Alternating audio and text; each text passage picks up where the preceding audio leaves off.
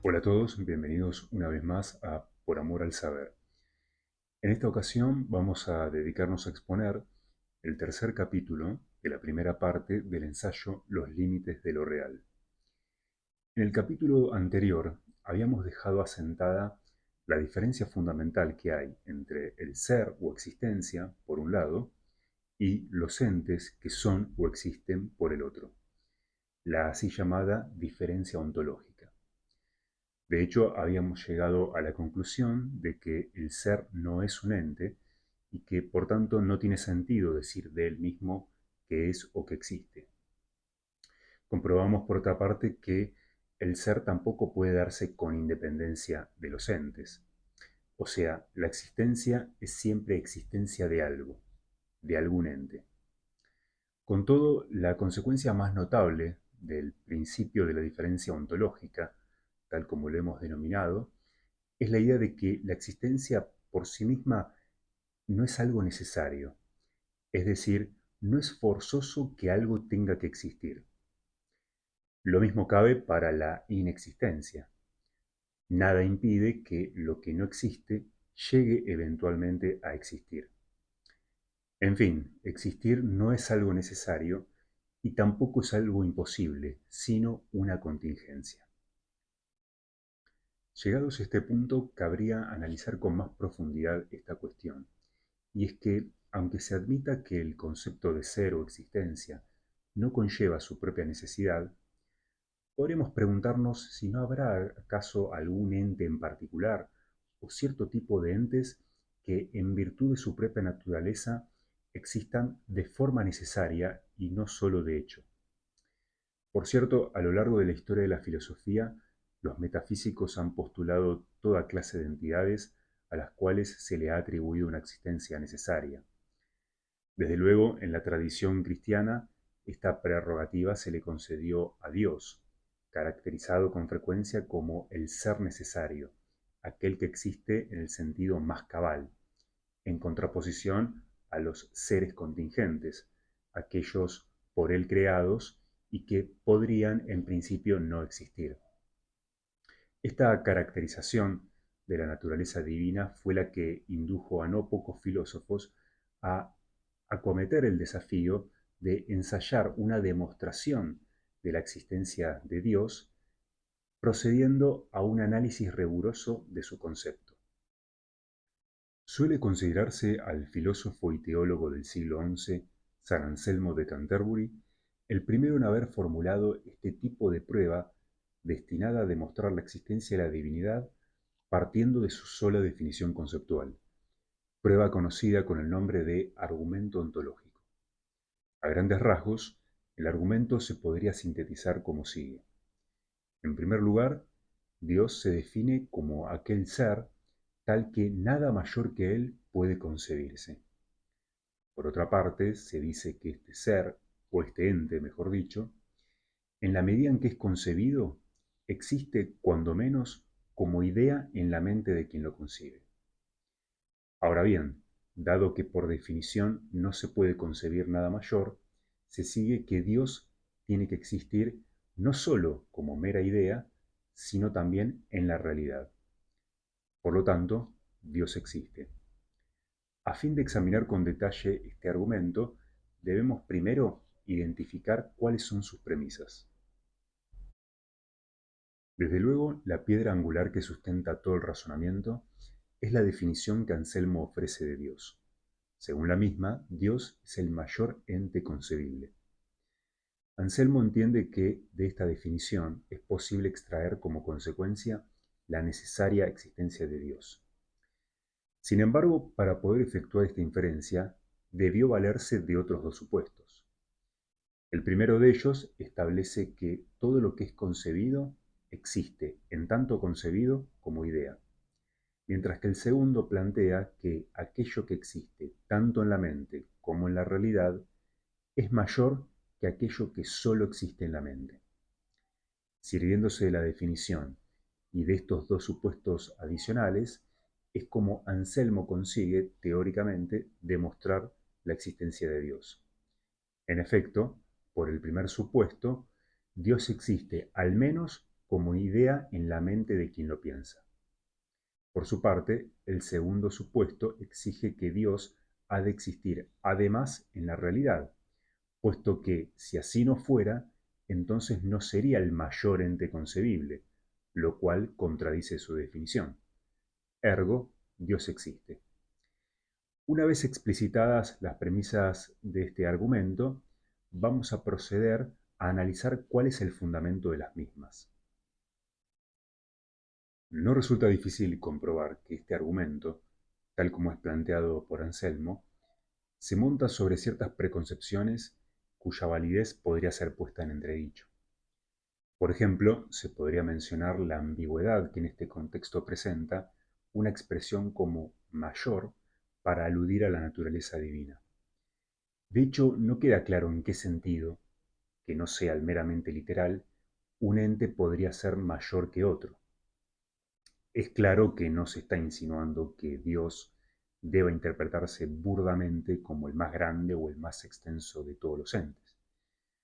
Pero entonces, ¿qué sentido habría que darle? Se podría sugerir, acaso, que Dios es el mayor ente concebible en el sentido de que comprende la totalidad de lo real, o bien en el sentido de que posee el mayor grado de realidad posible. Esto último implicaría asimismo otro supuesto, aquel conforme al cual cada ente tendría un cierto grado de realidad, y así habría entes más o menos reales que otros, siendo Dios el de mayor grado de realidad posible. Más adelante examinaremos la legitimidad de esta idea, que podría desde luego ser cuestionada. El otro presupuesto que subyace al argumento es la distinción entre existencia en la mente y existencia en la realidad.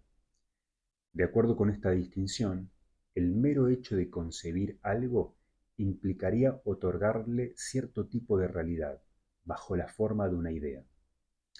Ahora bien, esta concepción, si tenemos en cuenta lo que hemos visto en el primer capítulo, parecería, en definitiva, confundir la idea de un objeto con el objeto mismo. Ciertamente, toda idea, por el mero hecho de ser concebida, existe, pero esto no implica que exista también el objeto por ella representado. De hecho, puedo concebir en mi mente una quimera, pero esto no significa que la quimera exista bajo la forma de idea. En todo caso, lo que existe es la idea de quimera. Como podemos ver, estos presupuestos sobre los cuales se sustenta el argumento de Anselmo distan de ser evidentes. Una vez hechas estas observaciones, ¿podría acaso ensayarse una reformulación del argumento anselmiano, librándolo de estos presupuestos cuestionables, pero conservando lo esencial de su planteamiento? Se podría sugerir que, al caracterizar a Dios como el mayor ente concebible, lo que Anselmo pretende dar a entender es que Dios comprendería la totalidad de lo real. Es decir, Dios sería el todo por excelencia, el todo en su acepción más plena. De esta manera, el núcleo de todo el argumento anselmiano podría quedar condensado en esta redefinición del concepto de Dios sin añadir ningún presupuesto adicional. A partir de esta caracterización, entonces, la lógica del argumento sería la siguiente. Si Dios es el todo por excelencia, entonces forzosamente ha de existir, pues si no existiera, entonces carecería de algo, a saber, de la existencia misma, y por lo tanto no podría seguir siendo considerado el todo absoluto que se supone que es. Como podemos ver, según este enfoque, el enunciado "el todo existe", entendiendo el todo con mayúscula que es Dios, sería un enunciado verdadero por definición. Ateniéndonos a la clásica terminología kantiana, se trataría de un enunciado analítico. Hagamos una breve digresión. Se debe a Kant la célebre distinción entre enunciados analíticos y sintéticos. Si bien él hablaba no de enunciados sino de juicios, pero para el caso es indistinto. La característica fundamental de un enunciado analítico es que su predicado está ya contenido en la definición del sujeto, razón por la cual se trata de una mera explicitación de la misma. Por ejemplo, los enunciados "el perro es un animal" o "el triángulo es un polígono" entran en la categoría de analíticos, puesto que los conceptos de animal y de polígono están presupuestos en las definiciones de perro y de triángulo respectivamente. De hecho, decir "el triángulo es un polígono" equivale a decir "el polígono de tres lados es un polígono", lo cual es obviamente verdadero, dado que no se hace sino reiterar en el predicado lo que ya está expresado en el sujeto. Distinto es el caso de los enunciados sintéticos. En estos, el predicado no está incluido en la definición del sujeto, sino que se añade externamente a él. Por ejemplo, la oración "aquel perro es negro" es sintética, puesto que el concepto de negro no está implicado en la definición de perro. Un perro bien podría no ser negro. Con lo cual, en caso de que estos enunciados sean verdaderos, no lo serán ciertamente por definición. Lo que debemos ver a continuación es si el enunciado "el todo existe" se puede considerar analítico o no. Consideremos con más detenimiento el enunciado "el todo existe". Si este enunciado es analítico, entonces el predicado "existe" debe estar incluido ya en el concepto de todo. Así, entre los caracteres o notas constitutivas de su definición, debería poder encontrarse a la existencia misma. Ahora bien, si recordamos lo que vimos en el capítulo anterior, la existencia es siempre existencia de algo. Y si nos preguntásemos cuál sería ese algo del que decimos que existe, podríamos llegar a pensar que la respuesta es obvia, que es el todo mismo. Sin embargo, esta interpretación resulta errada. Y esto porque se supone la existencia es una parte constitutiva del todo, y no algo que se predica de él. De hecho, los enunciados analíticos no son juicios de predicación. Si dijésemos "aquel perro es un cuadrúpedo", podría quizás llegar a pensarse que en este caso sí se está predicando del sujeto perro el atributo cuadrúpedo. Pero esto es incorrecto, lo que puede demostrarse sustituyendo total o parcialmente al sujeto por su definición. En efecto, si ahora dijésemos "aquel animal cuadrúpedo es un cuadrúpedo", veríamos con claridad que no se estaba predicando nada, sino que en realidad se está formulando un juicio de identidad. Pues bien, análogamente, en el enunciado "el todo existe", si es que este es analítico, no se está atribuyendo existencia al todo, contra lo que pudiera parecer. Y esto precisamente porque asumimos que la existencia es una parte constitutiva de ese todo, así como ser cuadrúpedo es algo que está implicado en el concepto de perro. Si concebimos que la existencia hace a la identidad del todo, se sigue que no puede estar predicándose de él, sino que más bien se está explicitando como parte de su definición. Ahora bien, de ser así, cabe plantearse de qué entonces se está predicando existencia. Y la respuesta más razonable sería decir que del resto de partes que componen el todo. De esta manera, en la definición del todo divino, tendríamos, por un lado, a todas aquellas cualidades tradicionalmente asociadas a la naturaleza divina, como por ejemplo la omnisciencia, la omnipotencia, la bondad, etc. Y por otro lado, a la existencia efectiva de todo ese plexo de cualidades. Considerado así, entonces, la existencia se estaría atribuyendo a todas y cada una de las cualidades que componen este todo, con excepción, claro está, de la existencia misma.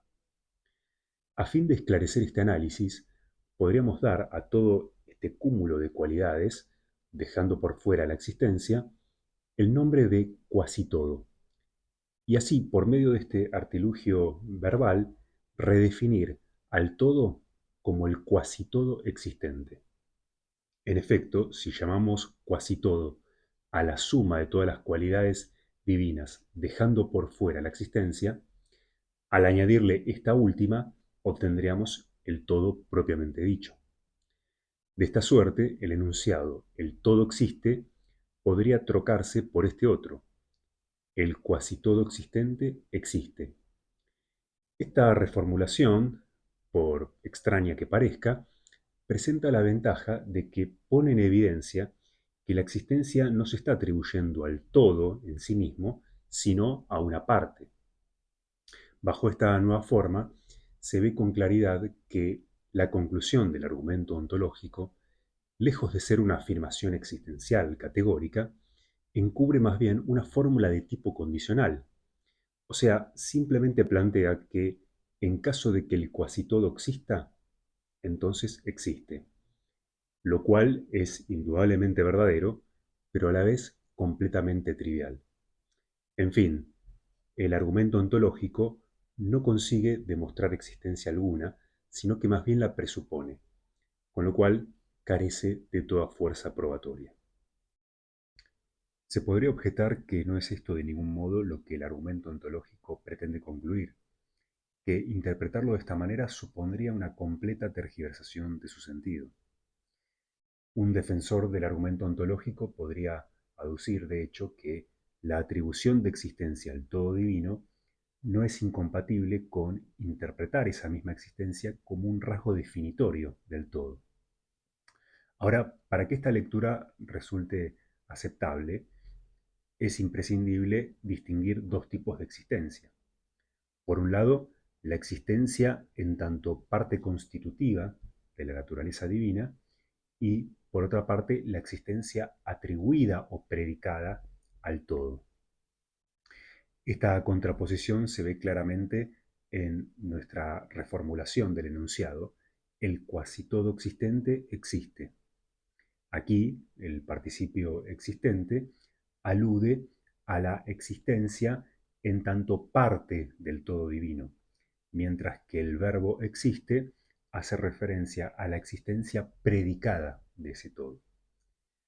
Pues bien, concedamos esta interpretación y veamos sus implicancias. Resulta por demás razonable suponer que, si existe un todo, han de existir las partes que lo componen. Por lo tanto, si el todo divino existe, tendrán que existir todas las partes que constituyen su naturaleza. Pero entre esas partes está, se supone, la existencia misma, con lo cual ésta también deberá existir. Como podemos ver, aquí se comete una flagrante violación del principio de la diferencia ontológica, ya que la existencia no es un ente y por lo tanto no puede existir. Como podemos ver, el argumento ontológico condensado en esta frase "el todo existe" no logra su cometido de ninguna manera, puesto que, si lo interpretamos como un juicio de identidad, llegamos a una banalidad del tipo "si el cuasi todo existe, entonces existe", mientras que, si lo interpretamos como un juicio de predicación, llegamos a un absurdo: la existencia del cuasi todo existe. Además de la versión original propuesta por Anselmo, el argumento ontológico sería rehabilitado con posterioridad por otros filósofos, sobre todo de corte racionalista. Cabe mencionar en particular la versión desarrollada por Descartes o Descartes en su quinta meditación metafísica. El argumento allí propuesto guarda una gran similitud con la versión de Anselmo. Sin embargo, la definición que Descartes ofrece de Dios introduce una sutil aunque decisiva diferencia. De acuerdo con dicha definición, Dios sería el ente más perfecto de todos los que pueden concebirse, aquel dotado de todas las perfecciones en grado sumo.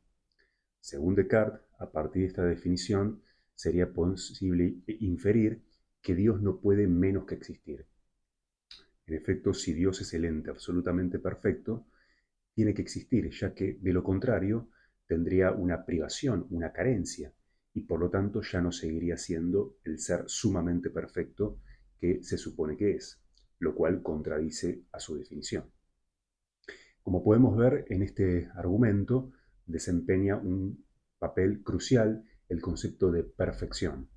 La idea básica es que la perfección, entendida en su sentido más absoluto y pleno, implicaría la existencia. Y así, concebir un ente absolutamente perfecto, pero privado de existencia, sería tan absurdo, según este punto de vista, como concebir un triángulo que no tuviera tres lados. Ahora bien, vamos a analizar qué implica esta premisa según la cual la existencia sería una perfección. No nos detendremos en dilucidar el concepto de perfección, el cual por lo demás presenta una cierta vaguedad. No obstante, lo que sí podemos señalar es que en general la perfección es algo que se atribuye a los entes. Decimos de tal o cual ente que es más o menos perfecto que aquel otro, por ejemplo. En tal caso, pues, la perfección se podría considerar una propiedad, puesto que es algo que se predica de los entes, y como tal sería un ente más. Ahora, si la perfección pertenece al dominio de los entes, entonces una frase como la existencia es una perfección o la existencia es perfecta resulta un contrasentido. En efecto, sabemos que la existencia no se identifica con ente alguno, con lo cual carece de sentido atribuirle una propiedad. La relación de atribución es siempre de la existencia respecto del ente, nunca en sentido inverso.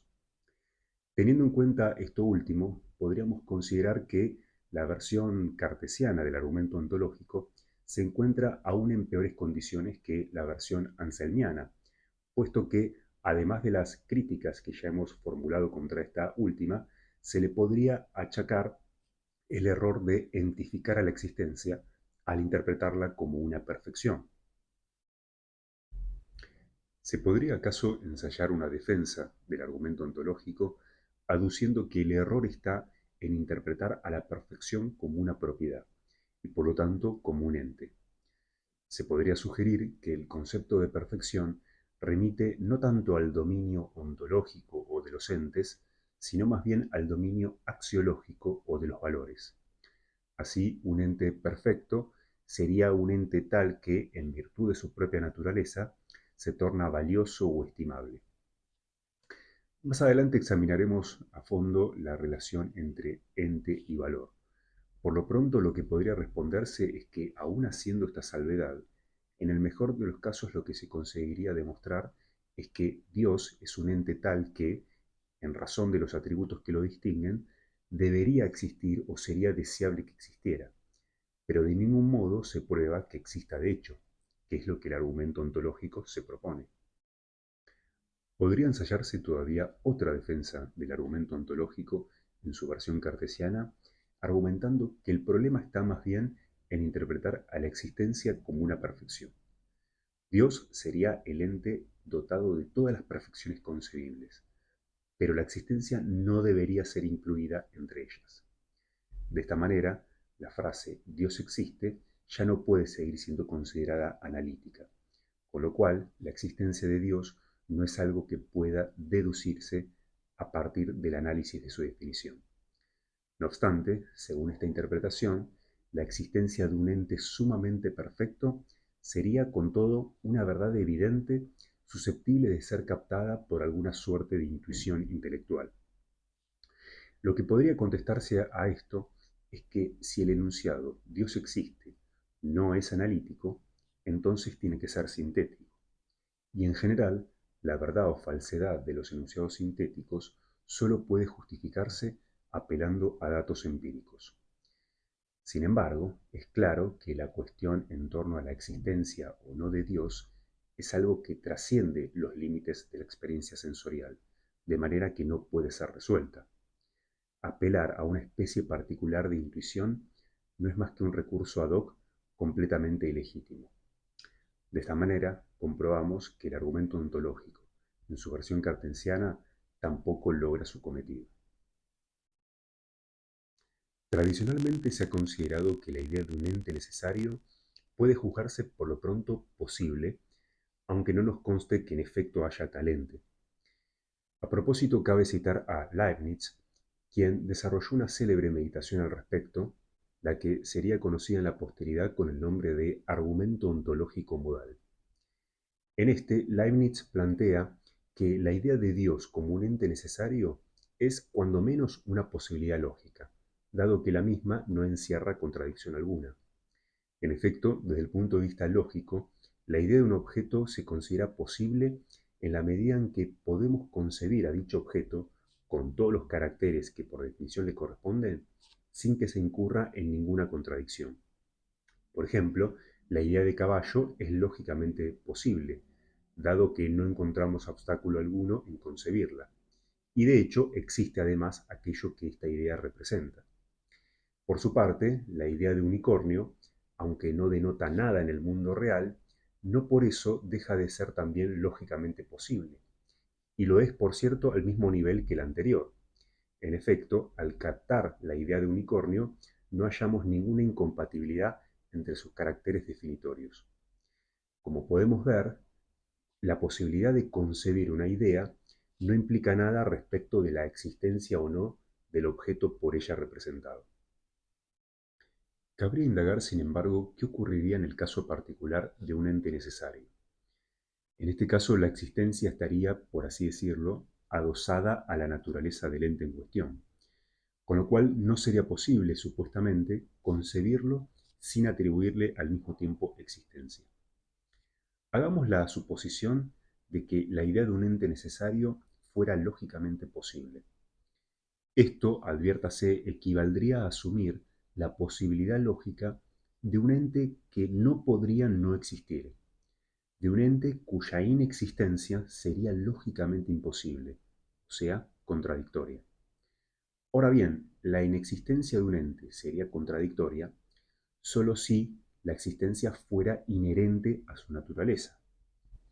Sin embargo, hemos demostrado de sobra que la existencia de ningún ente puede considerarse como parte integrante de su naturaleza, dado que tal cosa supondría una violación del principio de la diferencia ontológica. Así pues, si la existencia de ningún ente está implícita en su definición, de esto se sigue que la inexistencia de ningún ente es contradictoria y por lo tanto lógicamente imposible. Ahora bien, si definimos como necesario a todo aquello cuya negación es lógicamente imposible, puesto que hemos demostrado que la inexistencia de ningún ente es lógicamente imposible, se deduce que la existencia de ningún ente es necesaria. En fin, contrariamente a lo que sostenía Leibniz, hemos demostrado que la idea de un ente necesario no es lógicamente posible. Es decir, no puede haber un ente cuya inexistencia sea contradictoria. A fin de darle mayor claridad a este razonamiento, vamos a esquematizarlo más formalmente, explicitando en primer lugar las premisas en las que se sustenta. Premisa 1, basada en el concepto de necesidad. Si es lógicamente posible un ente necesario, entonces es lógicamente posible un ente cuya inexistencia sea lógicamente imposible. Premisa 2, basada en el concepto de imposibilidad. Un estado de cosas es lógicamente imposible si y solo si implica contradicción. Premisa 3, basada en el concepto de contradicción. La inexistencia de un ente sería contradictoria solo si la existencia fuera algo intrínseco a su propia naturaleza. Premisa 4, basada en el principio de la diferencia ontológica. No hay ningún ente a cuya naturaleza pertenezca la existencia. Partiendo de estas cuatro premisas, es posible desmontar el denominado argumento ontológico modal y poner de manifiesto que la idea de un ente necesario no es siquiera una posibilidad lógica. Para ello vamos a adoptar como punto de partida la hipótesis de Leibniz, conforme a la cual la idea de un ente necesario es lógicamente posible, y veamos qué consecuencias se desprenden de ella. Hipótesis. Es lógicamente posible un ente necesario. Si ahora tenemos en cuenta lo que dice la primera premisa, podemos deducir la siguiente consecuencia. Es lógicamente posible un ente cuya inexistencia sea lógicamente imposible. Si ahora añadimos la segunda premisa, se deduce lo siguiente. Es lógicamente posible un ente cuya inexistencia sea contradictoria. Y si incorporamos ahora la tercera premisa, se desprende esta última consecuencia. Es lógicamente posible un ente cuya existencia es inherente a su propia naturaleza. Ahora bien, como podemos advertir, esta última consecuencia entra en contradicción con lo que postula la cuarta premisa. Y como la contradicción ha sido resultado de haber postulado la hipótesis de Leibniz, según la cual es lógicamente posible un ente necesario, por reducción al absurdo, se sigue que esta hipótesis tiene que ser falsa. Por lo tanto, la conclusión de este razonamiento es que no es lógicamente posible un ente necesario.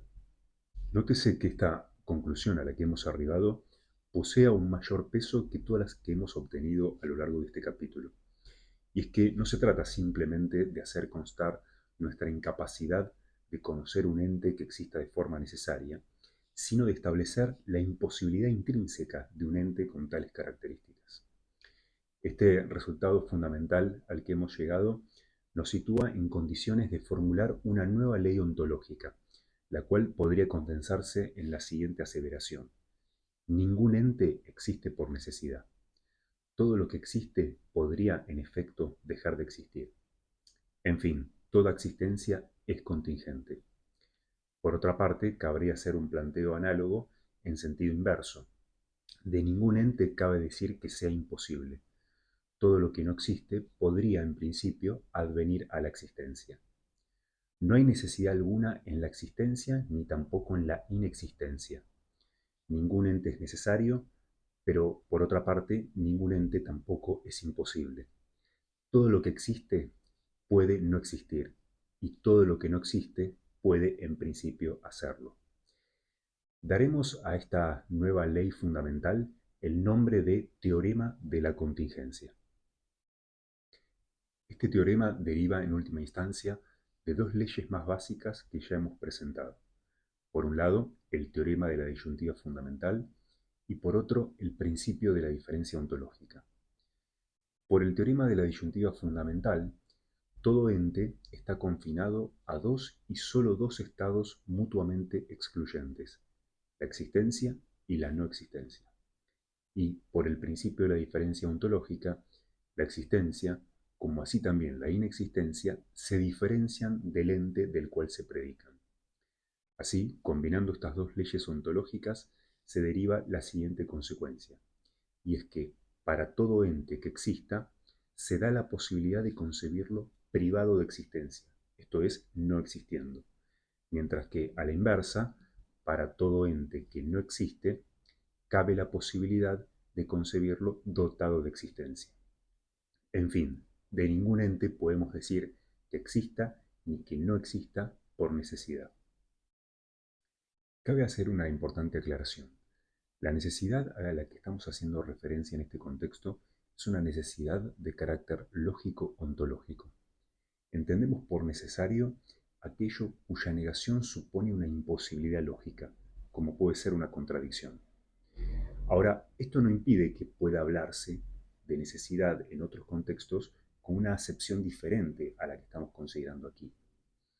Tendemos a juzgar, al parecer razonablemente, que ciertos hechos no podrían darse de un modo diferente de como realmente se han dado, o de ciertas situaciones decimos que no solo no ocurrieron, sino que no podrían ocurrir en absoluto. Piénsese, por ejemplo, en las leyes de la naturaleza. De las mismas decimos que son necesarias. Juzgamos imposible, por ejemplo, que una entidad física transgreda la ley de gravitación universal o la ley de conservación de la energía. Ahora bien, esta necesidad es una necesidad de carácter físico, y la misma es perfectamente legítima. Juzgamos imposible todo lo que contraríe las regularidades de la naturaleza.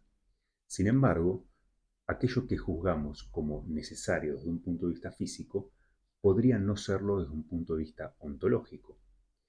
Que un objeto, por ejemplo, se mantenga suspendido en contra de la gravedad o que se aniquile por completo sin dejar rastro, son situaciones físicamente imposibles, pero no lo son ontológicamente, dado que ninguna de estas situaciones implica contradicción y ambas pueden concebirse perfectamente sin trastocar la lógica. Pues bien, es esta necesidad a la que nos estamos haciendo referencia en este contexto. Es necesario afrontar ahora una posible objeción que podría formularse contra el teorema de la contingencia y que parecería poner en jaque su validez. Se trata de una objeción que podría sugerirse en base al examen crítico que hemos hecho del argumento ontológico.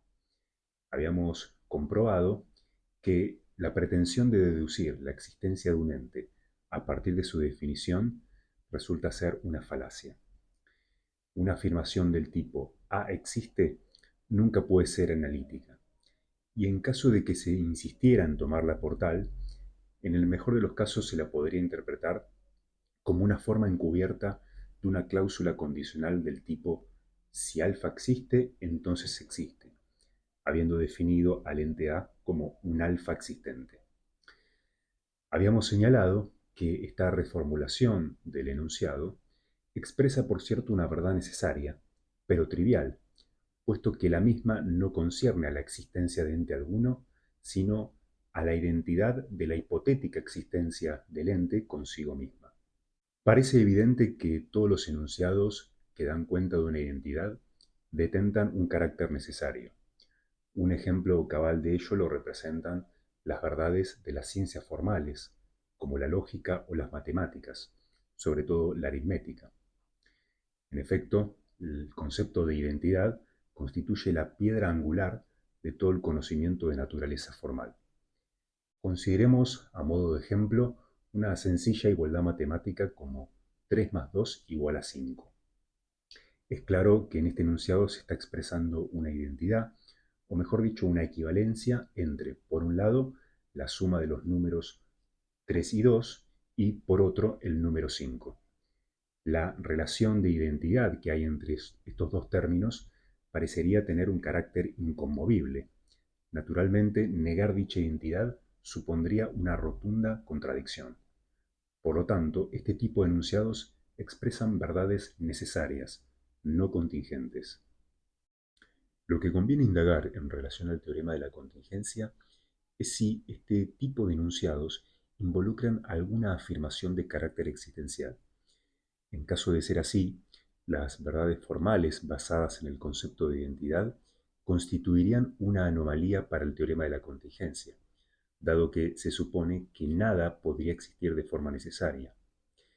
Así pues, debemos examinar si los juicios de identidad suponen la existencia de algún tipo particular de entidad. Tradicionalmente se ha considerado que, en contraste con las ciencias fácticas, que estudian entes reales, o sea, entes que constituyen el mundo que habitamos, como astros, minerales o seres vivientes, las ciencias formales se encomendarían al estudio de entes de un tipo muy especial, los llamados entes ideales. Entrarían en esta categoría, por ejemplo, los números, las relaciones, los conjuntos, las figuras y, en fin, todo aquello de lo cual suelen versar estas disciplinas.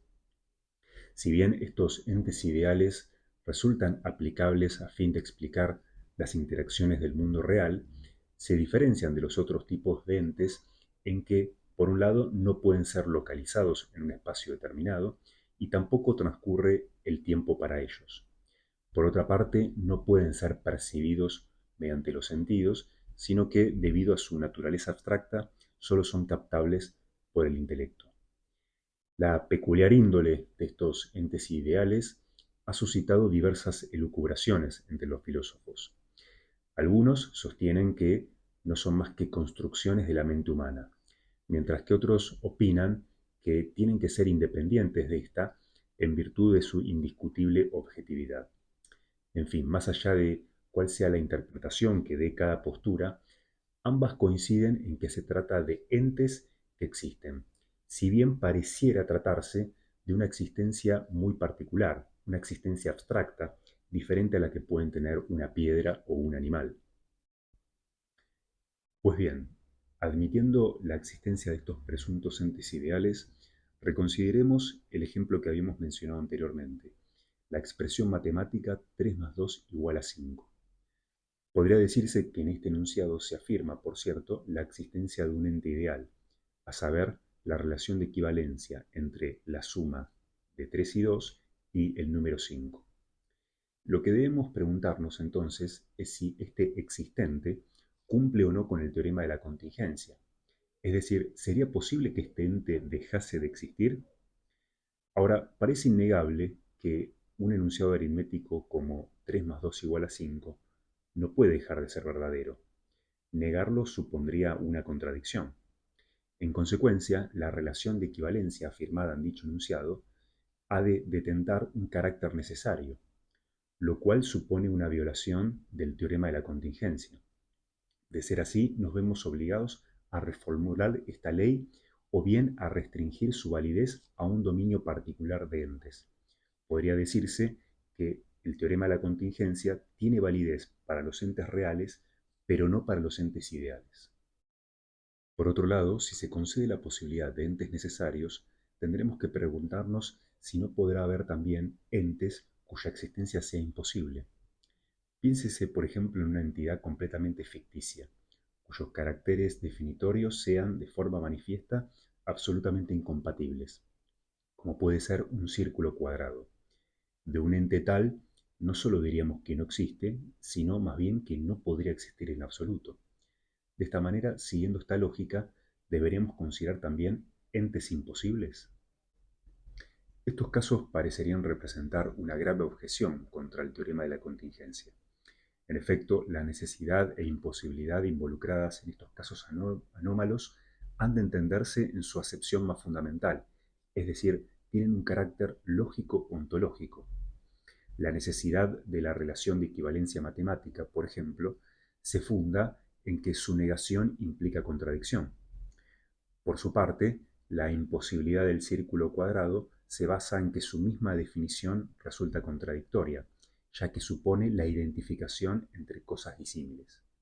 Como podemos ver, estas excepciones a la regla nos obligarían a revisar nuestras reflexiones en torno a los conceptos de necesidad e imposibilidad y su vinculación con la existencia o no de los entes. Sin embargo, vamos a comprobar más adelante que, afortunadamente, estas objeciones resultan infundadas y que se basan, en definitiva, en una concepción errada acerca de la naturaleza de los objetos del conocimiento formal. En el capítulo siguiente vamos a demostrar que no hay tal cosa como entes ideales. Así pues, todos los juicios referentes a una necesidad o a una imposibilidad no involucran la existencia o no existencia de ente alguno. De esta manera, podemos considerar preservada la validez universal del teorema de la contingencia. Para finalizar, vamos a hacer una breve digresión acerca de dos supuestos que, como hemos visto, subyacen al argumento ontológico en sus versiones tradicionales. En primer lugar, cuando analizamos el argumento ontológico en la versión de Anselmo, hicimos referencia a aquel supuesto según el cual los entes presentarían distintos grados de realidad, de manera que habría entes más o menos reales que otros. Esta concepción, nótese, posee una longeva tradición que se remonta en definitiva a los antiguos griegos. Platón, por ejemplo, en su célebre teoría de los dos mundos, concebía a la realidad escindida en dos planos, el mundo sensible o de las cosas materiales y el mundo inteligible o de las ideas. Según él, las cosas materiales son, con respecto a su arquetipo ideal, lo que la sombra o el reflejo de un objeto es al objeto mismo. Es decir, para él, los entes sensibles poseen una realidad inferior, degradada, en comparación con la plena realidad que ostentan los entes inteligibles. Por su parte, Aristóteles, si bien rechazaba la postulación de un mundo ideal trascendente, sí conservó la idea de una concepción de la naturaleza ordenada jerárquicamente, en la cual distinguían, por un lado, a las sustancias que componen el orden terrestre, sujetas a transformaciones y a un devenir constante. Luego, en un nivel superior, situaba a las sustancias que componen la incorruptible materia de los astros, que giran eternamente alrededor de la Tierra. Y por último, más allá de la bóveda celeste, situaba al primer motor inmóvil, el ente máximamente real y causa primigenia de todo el devenir del mundo. Claramente esta concepción jerárquica del ser sería retomada posteriormente en la doctrina cristiana. Para esta, Dios representa al ser en su máxima plenitud, mientras que la creación tendría una realidad inferior y degradada.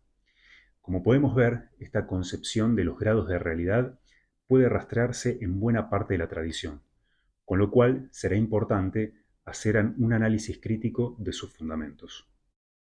Señalemos en primer lugar lo siguiente: si la realidad o existencia, tomemos estos dos términos como sinónimos en este contexto, admite gradación, esto significa que la misma resulta cuantificable. En efecto, al plantear que un ente es más real que otro, estamos asumiendo que hay una relación de tipo cuantitativo entre ambos. En general, juzgamos que una cosa es más o menos que otra respecto de cierta propiedad cuando la misma resulta susceptible de cuantificación, ya sea porque admite variaciones en su intensidad, como ocurre con el volumen de un sonido, o bien porque se trata de una cantidad de tipo extensivo, como ocurre con la extensión o el tamaño de un objeto. Como sea, en ambos casos, la propiedad es cuantificable y por lo tanto la podemos concebir constituida por una multiplicidad de unidades que representa la cantidad asociada a dicha propiedad.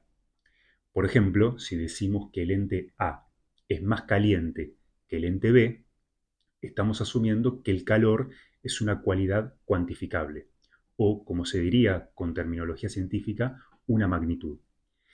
Esto equivaldría a decir que en el ente A existen más unidades de calor que en el ente B. Pues bien, tomemos ahora el caso de los grados de realidad. Afirmar que un ente es más real que otro supondría que la realidad o existencia resulta cuantificable, algo que, por cierto, suena un tanto extraño, pues ¿qué puede significar que un ente exista más o menos que otro? Consideremos, no obstante, esta posibilidad. Si efectivamente la existencia admite el más y el menos, esto significa que la misma es cuantificable, lo que nos obliga a postular una hipotética unidad de existencia. De este modo, un ente A será más real que otro ente B si solo si A posee un mayor número de unidades de existencia que el ente B. Ahora bien, esto último implica que en el ente A existen más unidades de existencia que en el ente B. No es difícil comprobar que se trata de un flagrante caso de entificación de la existencia, lo cual contradice el principio de la diferencia ontológica. De esta manera, arribamos a la conclusión de que no tiene ningún sentido decir que un ente exista más o menos que otro, y de esta forma, el concepto de grado de realidad debe ser rechazado. Todos los existentes existen en igual grado. No hay diferencias entre ellos, al menos en lo que respecta a su mera condición de existentes. El otro presupuesto que debemos examinar es aquel sobre el que se fundamenta el argumento ontológico en su versión cartesiana, a saber, la vinculación entre los conceptos de ser y bien, de realidad y perfección. Ha sido una característica propia de la metafísica tradicional la creencia de que todo lo real, por su propia naturaleza, está dotado de un valor intrínseco. O sea, todo lo que es, por el mero hecho de ser, es algo bueno, y tanto mayor es el bien que expresa, cuanto mayor grado de realidad posea. De esta manera, lo que juzgamos como malo no es más que una degradación de lo real, en última instancia una mera apariencia. Como podemos ver, este presupuesto está estrechamente vinculado con el anterior, y así, una vez descartado el concepto de grado de realidad, debemos enfocarnos en el otro aspecto de la cuestión, a saber, esta equiparación entre el ser y el bien.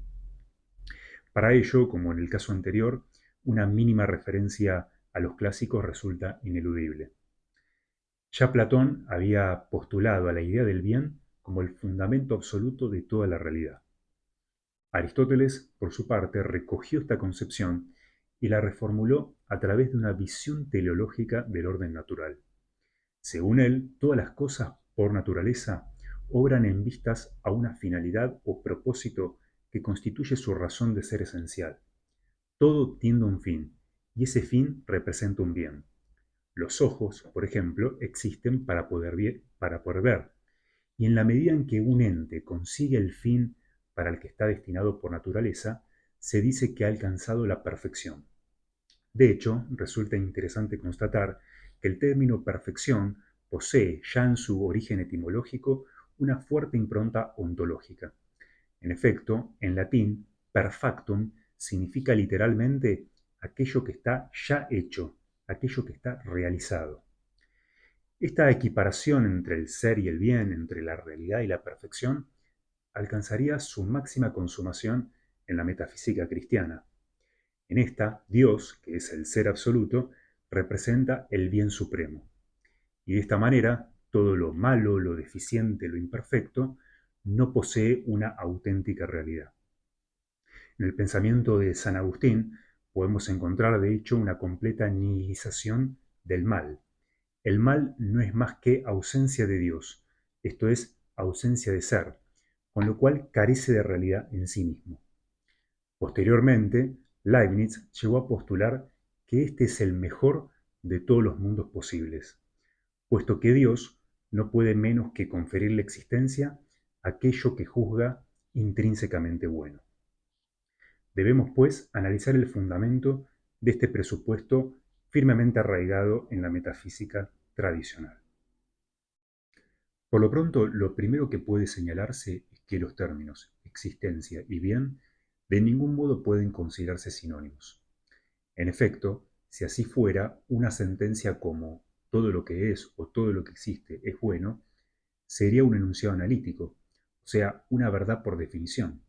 Y sin embargo, resulta claro que esto no es así, pues aunque fuera cierto que todo lo que existe es bueno, no puede dejar de reconocerse que los términos ser y bien significan cosas diferentes.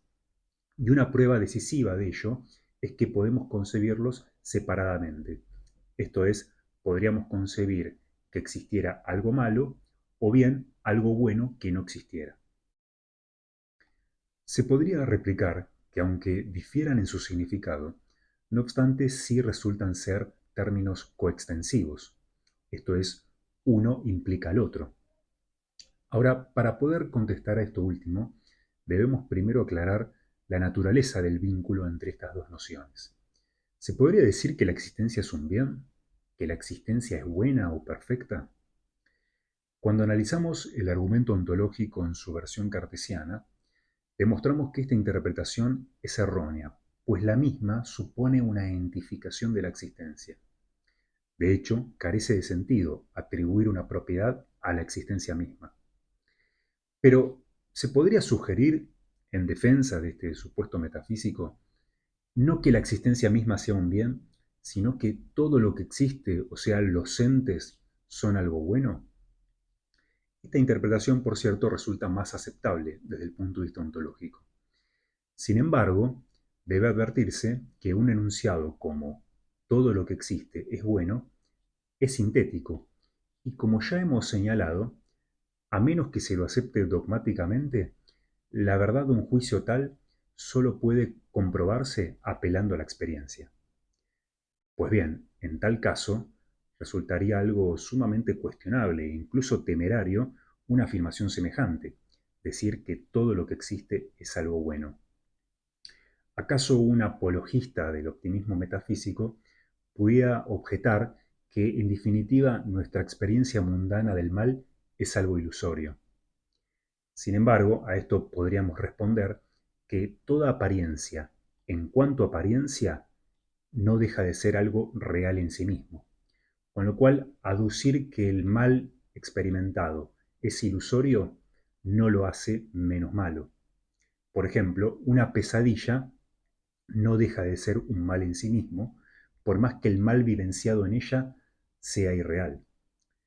Así pues, podemos comprobar que esta equiparación entre ser y bien, a fin de cuentas, no resulta ser más que un prejuicio metafísico-teológico carente de fundamento.